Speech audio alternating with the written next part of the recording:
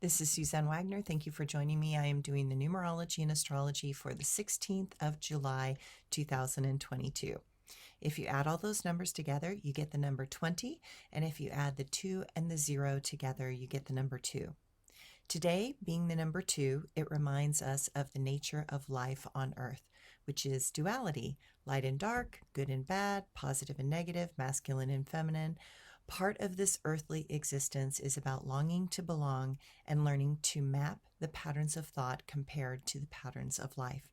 We are learning to embrace that innate conflict that exists between the expectations of the mind compared to the reality that is right in front of us.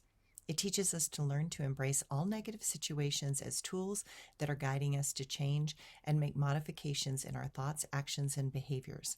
What we think and say about others does not define them, but it does define us. What we project onto others is what we are in denial of inside. That is the great lesson within the dualistic world. Use the curiosity of this number to allow yourself to learn, study, and discern. That in that way, over time, we become less critical and judgmental of others and finally stop negating the processes of others. The astrology for today. The moon moves into Pisces early in the morning, supporting our deeper feelings and personal agenda. It becomes harder to only project things from our mind because our sensitivity is heightened.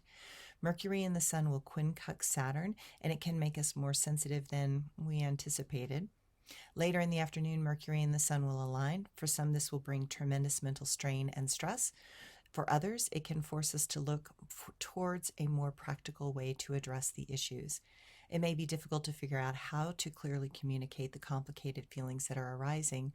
On one level, there is a great desire for joy and to engage, but on another level, there is a distancing that seems to be occurring, and the reasoning may feel obscured by the situations in which we find ourselves.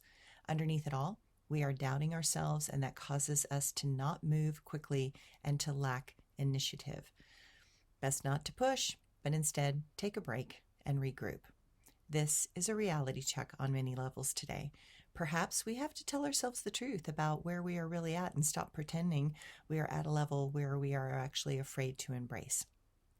But there is an opportunity, a wonderful opportunity, to understand the deeper levels in which we are still working within our own psyche. Breakthroughs are possible if one is completely honest. New ideas can burst forth and bring a greater impact if we are willing to embrace that new perspective. Thanks, everyone.